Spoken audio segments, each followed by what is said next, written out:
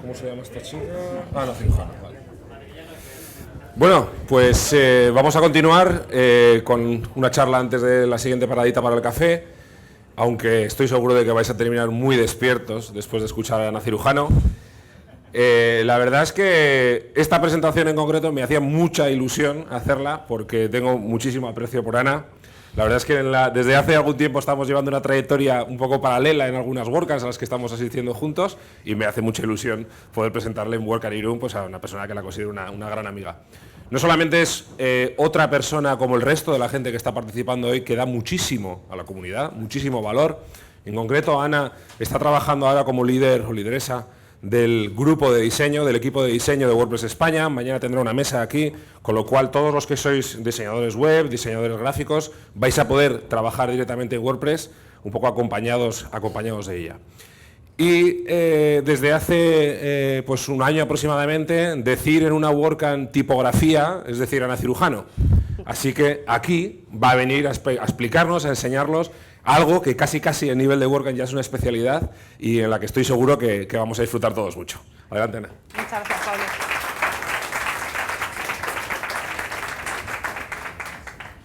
Kaixo, ¿cómo es? Arratsaldeon guztioi. Eskerrik asko gelara etortzeagatik. Eta etxaldi hau asko disfrutatzea espero dut.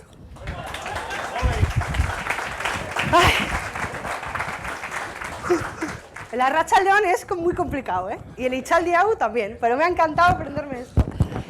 Y ahora en castellano. Hola, buenas tardes a todos. Muchas gracias por venir al Track A y espero que disfrutéis de esta charla. El euskera es muy bonito, pero es muy difícil. Bueno, pues vamos a hablar de tipografía.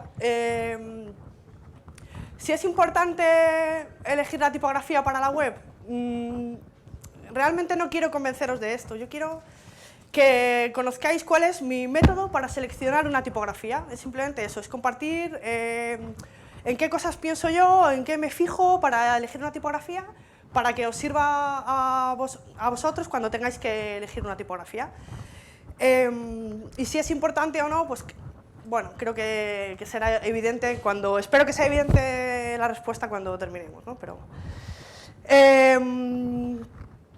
bueno, ya me ha presentado Pablo, así que no hace falta. Lo que sí que quiero decir es que, por favor, si sois diseñadores o si os interesa el diseño y queréis aprender cómo se colabora con el diseño de WordPress, y esto es así, es verdad, es una cosa muy grande, que realmente podéis, cada uno de vosotros puede colaborar con el diseño, tanto UX como UI de WordPress. Para mí es una cosa increíble, que no son unos estadounidenses los que lo hacen, que podemos ser nosotros los que colaboremos. Venid mañana, por favor, a la mesa de diseño. Si no venís a diseño, id a cualquiera de las otras mesas. Traed el portátil, que no se os olvide, porque vamos a aprender muchísimo. Y eso es lo que, en vez de presentarme, quería decir eso. Y ahora, bueno, pues siempre empezamos definiendo lo que es tipografía, ¿no? A mí me gusta decir que hay tipografía y tipografías. Tipografía es el método de reproducción mecánica por el cual se utilizan las letras para componer textos, ¿no? Pero también es... tipógrafo es el que diseña tipos, pero también tipógrafo es el que elige una tipografía. O sea, probablemente todos los que estamos en esta sala somos tipógrafos. Técnicamente lo somos, ¿no? Porque componemos el texto. Tipografía también es la forma de componer los textos en la web. También diferenciamos entre microtipografía, que sería pues, el interletrado, el espacio entre letras, también el espacio entre palabras, y macrotipografía, que sería pues, la maquetación, ¿no? Cómo componemos esos textos para que funcionen con las imágenes, ¿no? Y cómo repartimos las jerarquías, los espacios. Todo esto es tipografía, ¿no? Es una disciplina del diseño gráfico que es mi preferida, a mí me apasiona porque recoge además todas las... Es como pues, todas las técnicas de diseño que se aplican en otros campos, como puede ser la composición o el color, también se recoge en tipografía, ¿no? Porque se tienen en cuenta todas esas cosas, tanto las formas como el color y todo esto, ¿no? Y se suele decir que la tipografía es como el traje que le ponemos a las palabras. Dotamos con la tipografía de un sentido a la palabra escrita. Independientemente del texto que estemos mostrando, la tipografía que elijamos va a ser el aire que le queremos dar, ¿no? La imagen, el traje. Pues si voy a una entrevista de trabajo o si voy a la playa, elegiré una ropa u otra. También esto es algo muy cultural, ¿no? Para nosotros James Bond podría ir así vestido, pero en otros países pues, los árabes se ponen la túnica, en fin, esto es cultural, la tipografía también lo es. Por eso los diseñadores gráficos debemos tener una formación también cultural, ¿no? y conocer las tendencias y las culturas para las que trabajamos. Lo de elegir un traje u otro es muy importante para eso, para ir a una entrevista de trabajo, y también puede serlo para definirte, ¿no? Para definir tu identidad, y esto es algo que se ve muy claramente en las tribus urbanas.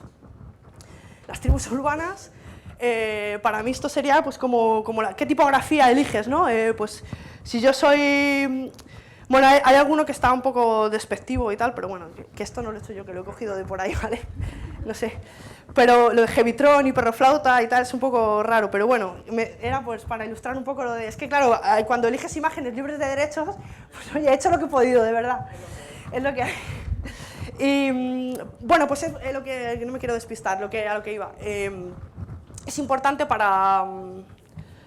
Pues para las tribus urbanas, ¿no? Pues yo me visto de una manera porque quiero decirle a los demás, cuando me vean, quién soy, ¿no? A qué tribu pertenezco. Los skinheads.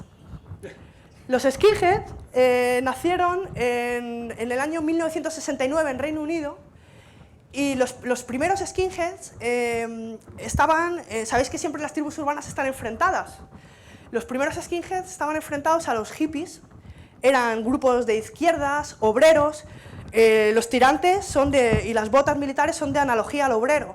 Son grupos que resolvían los conflictos de manera violenta, en contraposición a los hippies, que eran más tranquilos, eran de clase acomodada. Los skinheads eran esto, ¿no? Eran obreros, eran de izquierdas.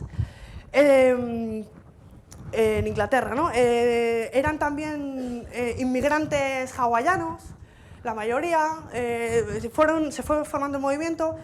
Después, en los años 80, cuando en el Reino Unido hay una inmigración de pakistaníes y de indios, empieza a cambiar el movimiento, y empiezan los partidos políticos neoliberales empiezan a captar skinheads como eran violentos, que eran además hooligans, eran gente que le gustaba, que resolvían los conflictos de manera violenta, como he dicho antes, pues captaban a estos skinheads para sus movimientos, su activismo político neoliberal, nazi y de derecha y racista, ¿no? Por eso empiezan a surgir skinheads nazis, ¿no? El skinhead que yo por lo menos era el que antes de saber toda esta historia pues conocía, ¿no? Cuando tú ves a una persona con unas botas militares, los cordones de colores, que también depende, si es blanco puede ser racista, si es rojo puede ser comunista. ¿Qué pasa en esta foto? Que hay un punky. ¿Cómo puede ser un skinhead racista si es un punky? Pues porque los punkies en estos años, en los años 80, hacían esto, incluso están haciendo saludo nazi, pero lo hacen para reírse, porque son punkies, entonces lo hacen para reírse. ¿Y qué pasa? Que hay muchísima confusión, y entonces, claro, incluso llevan la esvástica, como, sí, eso es nazi, pero no, están en contra del racismo y todo esto, ¿no? Aunque sí que hay, como os contaba, los otros que están captados que sí que son de derechas. Como hay toda esta confusión, nace el movimiento de los... ¿Quiénes son estos? Los sarperos. Los sarperos, además aquí, yo sé, me consta que en el País Vasco hay sarperos, porque en la WordCamp Bilbao, que fue hace 2 semanas, bajaba yo hacia el Museo Marítimo y me encontré con esta pegatina. Digo, anda, mira, me lo voy a llevar para la ponencia de Irún. Porque claro, los sarperos, estos son de Beijing, parecen skinheads nazis, ¿no? Y tú los ves y dices... Joder, hasta lleva una esvástica, ya si te acercas ves que lo que está haciendo es una bota que pisa la esvástica nazi, ¿no? claro, tenemos que aprender, tener una clasificación de la historia, de las tribus urbanas, de en qué me tengo que fijar para saber si es un skinhead racista o si es un sarpero, que es contra... Bueno, el otro día, investigando, leí, dice, bueno, tú le dices Heil Hitler y si te pega, era sarpero.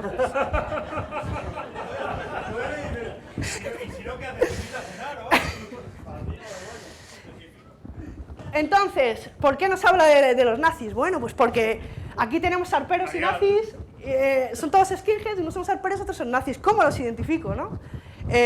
Tenemos que tener una clasificación y conocer la historia. Microsoft no podía incorporar la Helvética en el sistema operativo porque tenía licencia de Adobe. Entonces se inventó la Arial, que es una mala copia de la Helvética, y se puede diferenciar, pues, por ejemplo, si os fijáis en la A, ves que los remates son distintos. Bueno, no son remates, que son de palo seco, la terminación, ¿vale? Arial y Helvética, pues eso sería... no están preparadas para pantalla tan bien como la Roboto. Podía haber elegido una palabra con AES y con ES para que lo vierais bien, pero la Roboto pues tiene los trazos más abiertos, funciona mejor en pantalla y además está más condensada. Sabiendo esto, conociendo la historia de la Helvética y la Arial y conociendo en qué te tienes que fijar para saber si está preparada para pantalla o no, puedes tomar decisiones, ¿no? Puedes empezar a tomar decisiones. Pero hay muchas más decisiones que podemos tomar. En tipografía pues estudian varias clasificaciones muy específicas, pues dentro de... Pues tenemos la humanista, la garalda, la neogrotesca, no sé qué, y te puedes estudiar, y si eres un friki y te encanta, pues te empapas, te miras los remates, con las terminaciones, el tal, te encanta, pero esto si sois frikis, pues por supuesto, claro que sí, es genial, pero podemos asimilar un poco más porque si no somos diseñadores, solo queremos elegir una tipografía para un blog, pues vamos a resumir un poco, ¿no? Podemos resumir, esto lo he cogido de MyFonts, que es la clasificación que ellos hacen y que a mí me parece que es muy clara, muy didáctica y que la podemos entender perfectamente, ¿no? Es la sans serif, es la egipcia o sans serif con remates, display, bueno, vamos a ver ejemplos. Esta sería una serif, ¿vale? Que es una... Es que se me ha ido el salto al cielo. Esta... Sí, a ver, joder, macho. Se me ha olvidado cómo se llama, tío. Es Didona. Es Didona, ¿por qué? ¿Por qué no es slab, no es egipcia? Porque tiene... La egipcia tiene más remates aquí. Y lo vamos a ver. Esta es egipcia. Esta es egipcia, esta es como una... Es que ya se me ha ido. Esta es como la Clarendon, ¿vale? Esta es es otra, más moderna, pero es tipo Clarendon, ¿vale? ¿En qué nos fijamos? O sea, es verdad, yo no me sé los nombres, se lo habéis visto, se me va, ¿no?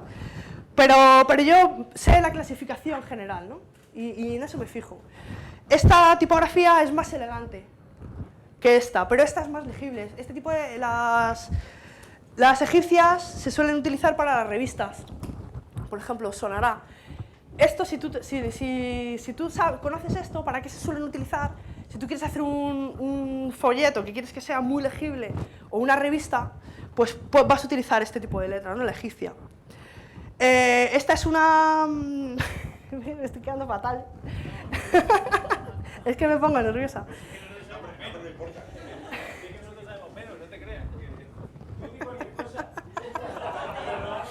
No, porque próxima no va. Es que, joder, me gusta mucho el tema y me fastidia no decirlo bien. Estás emocionado. Y además, es que la próxima nova la utilizo mucho, o sea... Pero bueno, oye, que es así. ¿Para qué? ¿Para qué? Esto está todo preparado para que más chicas se animen a dar charlas. No pasa nada si se te olvida.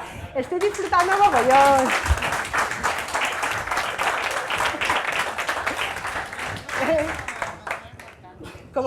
Como decía Fermín Muguruza en el concierto este que decía, los funcionarios no son monstruos extraordinarios, pues esto, los ponentes de las WordCamp no somos estrellas, cualquiera puede dar una charla.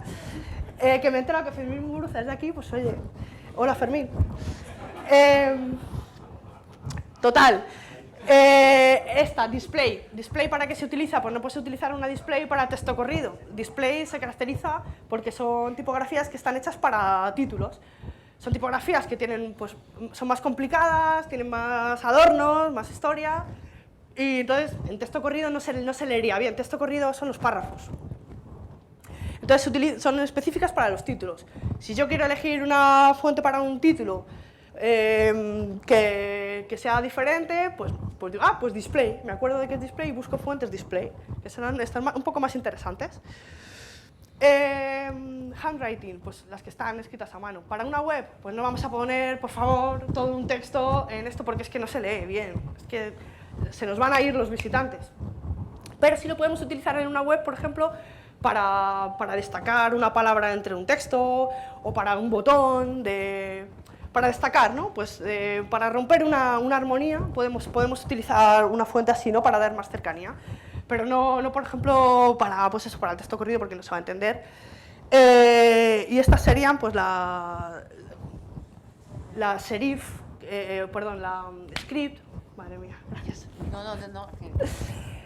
La script, pues estas son las raras, ¿no? Aquí cabe, pues, se suele decir cajón desastre, porque aquí metes todas las demás, ¿no? Las de fantasía, las que no caben en las demás clasificaciones, ¿no? Entonces, teniendo estos 6 tipos de tipografías en mente, pues ya podemos ir haciendo el embudo de a ver cuál elijo, ¿no? Pues dependiendo de lo que quiera mostrar, ¿no? Aquí me apetecía hacer la distinción porque la última tipografía que hemos visto puede parecer que es un lettering, ¿no? Que imita a esto. Caligrafía siempre se hace con un solo trazo. Era lo que hacían los primeros escritores, ¿no? Con un solo trazo. Y no se puede modificar. La caligrafía clásica era siempre todas las letras iguales, la A siempre tenía esa forma, la N, la M, siempre esa forma.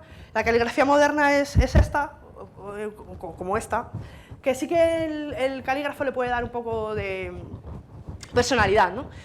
Pero siempre en un solo trazo. El lettering sí que se puede modificar y además se hacen palabras concretas. Tú haces un lettering para hacer la palabra Irún, pero no son letras sueltas, es lettering para una palabra concreta. Y estás haciendo esa obra. Y luego sí lo puedes modificar, cada uno tiene su estilo y tal. Y la tipografía, aunque también podemos tener tipografías de ese estilo, e incluso porque podrías decir, vale, la caligrafía, las AES son iguales, o sea, son distintas, y en la tipografía siempre son iguales, es la misma A, porque está prediseñada, es la característica de la tipografía. Pero no, porque con las características OpenType también podemos tener, como es, incluir adornos en algunas variaciones específicas en alguna de las letras. Esto ya se puede hacer, ¿no? Con las características OpenType.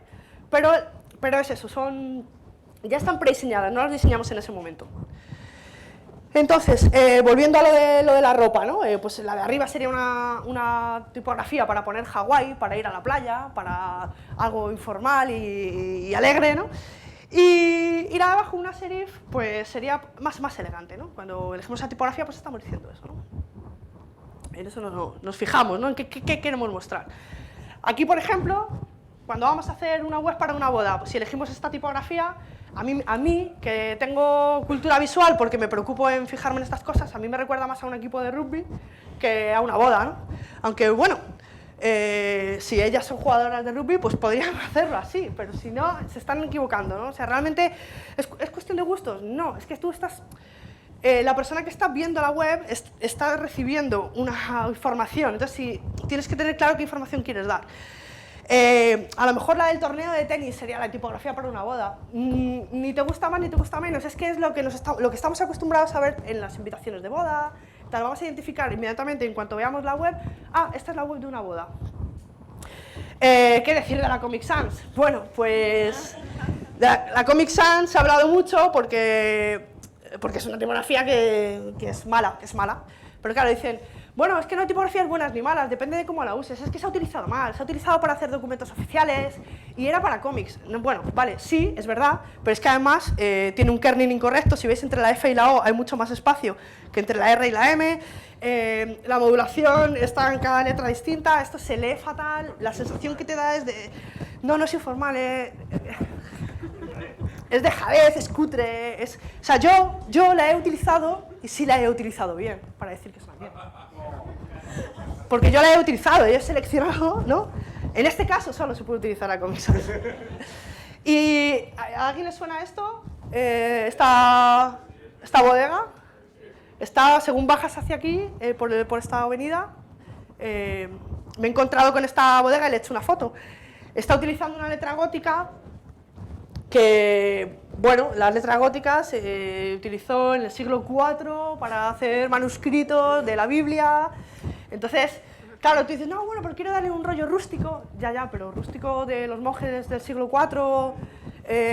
Además, este tipo de... porque hay otro tipo de letras góticas más sencillas, este es de los más complicados. En fin, no se lee nada. Claro, de hecho, gótico significa ilegible, desagradable. O sea, el gótico es peyorativo, ¿no? Otra cosa en la que nos fijamos, esta tipografía está pensada para pantalla porque la helvética es una tipografía fantástica, fabulosa, pero no está pensada para pantalla. No podemos utilizar helvética en nuestra web porque no está pensada para pantalla, no tiene kerning. Ahora sí que se están haciendo helvéticas para pantalla, pero tienes que aplicarle es un efecto óptico, ¿no? Mediante escala de grises haces que las curvas se adapten a los píxeles, eso es importante. Y luego también lo que comentaba antes de las AES y las ES, que tienen trazos más abiertos, con lo cual también en pantalla son más legibles, porque la pantalla emite luz, el papel lo recibe, en papel no importa que sean más cerrados, pero en la pantalla sí. Otra cosa a la que nos fijamos es en la altura de la X. Cuanto más alta sea la X de la tipografía, que es la altura de la X es la altura de la X. A la izquierda vemos que es más alta y la de la derecha es más baja, es más legible, la que tiene la altura de la X más grande. Y luego que sea legible porque los caracteres entre sí se diferencien. Nos podemos fijar hacer esto, poner una L, una I mayúscula y un 1 y ver si se diferencian o no. Cuanto más distintos sean entre sí, pues más legible será. Y luego el idioma. Tenemos la ñ, tenemos la cedilla para catalán, tenemos todos los caracteres que necesitamos para el idioma. Y luego tenemos características OpenType, como hablaba antes, ligaduras. Las ligaduras son unos caracteres específicos que se hacen para la L y la I, que la L y la I a veces, o la F y la I, mejor dicho, la F y la I a veces chocan. Entonces se hace un carácter específico para que quede mejor y no parezca un error raro. Pues todas estas cosas, miramos que tenga un mapa de caracteres amplio, que tenga diferentes pesos. Si elegimos una tipografía que tiene muchos pesos, podemos utilizar una única tipografía para hacer una jerarquía. A veces, cuando estáis seleccionando una tipografía para la web, 400 es el regular. Y dices, ay, un poquito más finito, le pones 300 y no cambia, no funciona el CSS, no, es que esa tipografía no tiene ese peso, tiene que estar diseñado en la tipografía. Que tenga cursivas verdaderas, ¿vale? No simplemente que se inclinen. Y ahora, ¿cómo combinar tipografías? Y ahora volvemos aquí al cachondeo. Chándal con tacones, ¿no? El chándal con tacones es algo... a ver, las modas son modas, ¿no? Pues si no, está bien, si estas chicas que son famosas y tal, pues llevan esto, pues es que está bien. Bueno, las modas, como decía George Simmel, parten de las élites, pero realmente sabemos que esto no está demasiado contrastado, ¿no? Es el chándal para hacer deporte y los tacones para ir a una reunión de trabajo. No, en principio no. Ahora, es verdad que, como todo, si tú conoces las normas, te las puedes saltar. O si tú eres la reina, pues te las puedes saltar, ¿no? Incluso lo pones de moda, ¿no? Como decía. Pero siempre hay que pensar esto, ¿no? He estado buscando una foto de un pantalón negro y algo de arriba azul marino, pero no lo he encontrado. Pero bueno, sabéis que vestir de negro y azul marino... No, los ejemplos que he encontrado sí pegaban, porque sí que estaban suficientemente contrastados, eran azules raros, pero sí que os reconocéis el azul y el negro que no pega porque son demasiado parecidos, ¿no? Pues esto es lo que hay que hacer para combinar bien las tipografías. Que tengan el condensado o expandido, que sean, pues si son dos condensadas bien, si son dos expandidas bien, no mezcles mucho, que no haya demasiado contraste, ni mucho contraste, ni muy parecidas. Si vas a elegir dos tipografías que se parecen pero no son iguales, parece un error, el ojo lo percibe como un error. Entonces, siempre eso, pues elegir el término medio, ¿no? para combinar. Y esto es todo. Muchas gracias.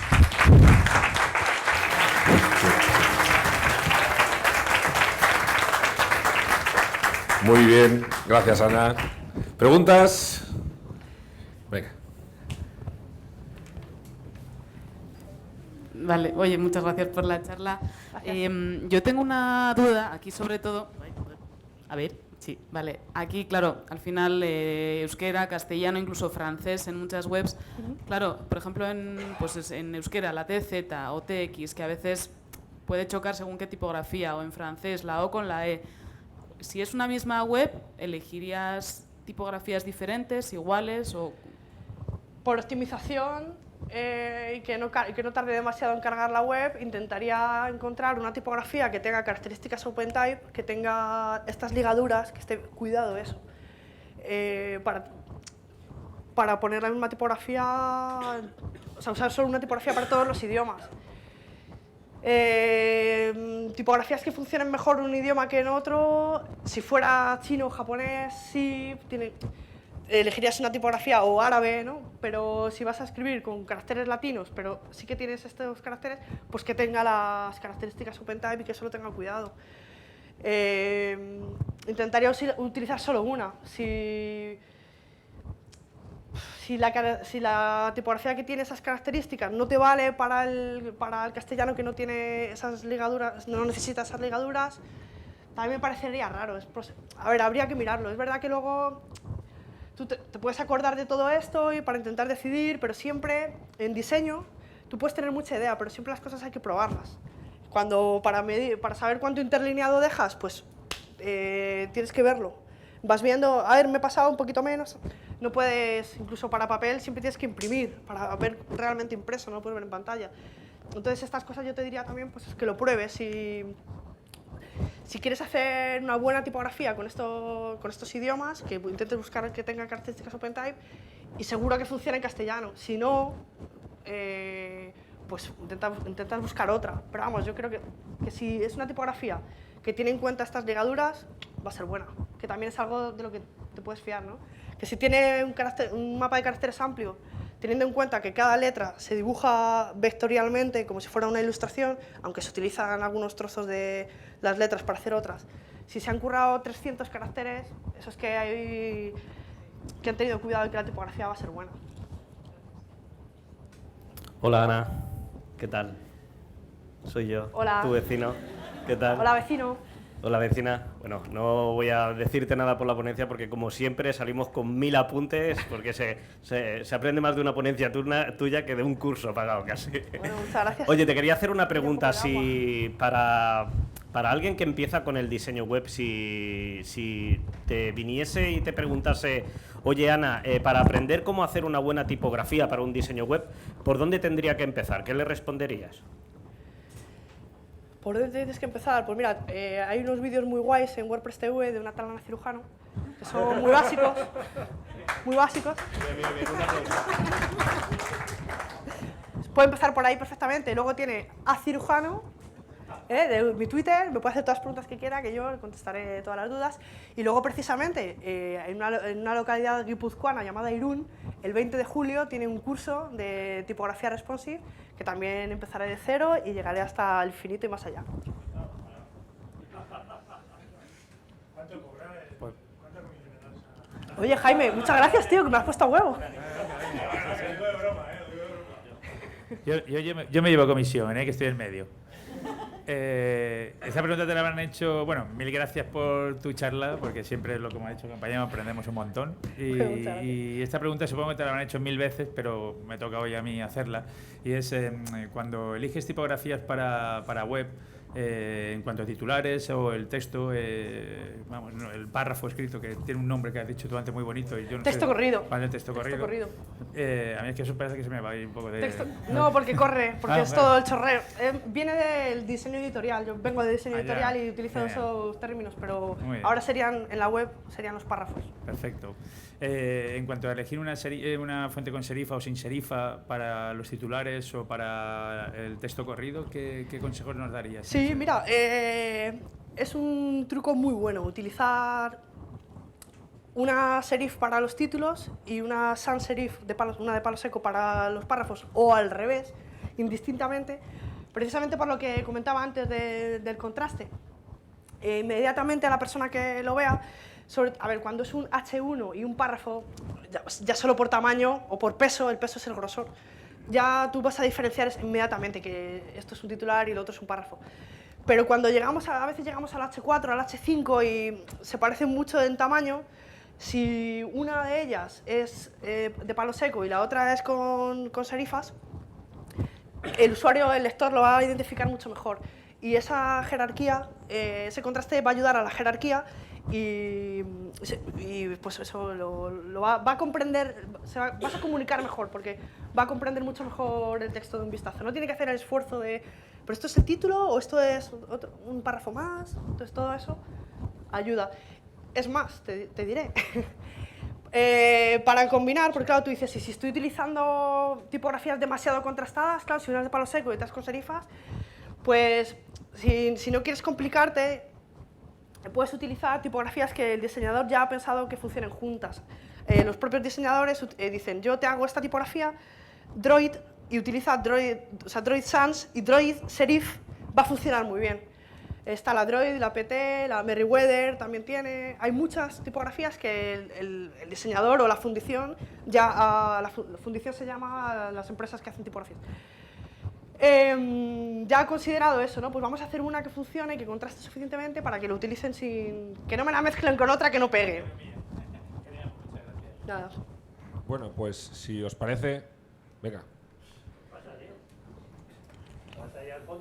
Última pregunta, ¿vale? Tenemos... Lo de la clasificación, que cada uno haga su propia clasificación y ya está. ¿Tú vives en la Sierra de Madrid? Esta semana, 2 cuartos más para allá. Eso sí. Este fin de... No contemos intimidades. Que a la hora de pasar de la versión de escritorio a la versión mobile, ¿qué tienes en cuenta? Si es muy largo, no me lo cuentes. A ver, se tiene mucho en cuenta, ya te digo, me autorreferencio. Sí, es que, a ver, yo insisto en que la tipografía responsive es muy importante, que tienen tratamientos distintos. ¿Por qué? Por la distancia del dispositivo respecto al lector. El tamaño óptimo para ver una tipografía es siempre el mismo, pero el móvil lo vemos desde más cerca y el escritorio desde más lejos. Entonces, en escritorio la letra tiene que ser más grande y en móvil tiene que ser más pequeña. Y eso, el tamaño de tipografía, te va a condicionar todo lo demás. Te condiciona el interlineado, te condiciona el ancho de la línea, te condiciona muchas cosas que con media queries tienes que ir controlando. Y cada vez que cambies la media query y cambies el tamaño, también tienes que cambiar a su vez, siempre, como mínimo el interlineado. Bueno, ahora sí, ¿de acuerdo? Vamos a dejarlo aquí.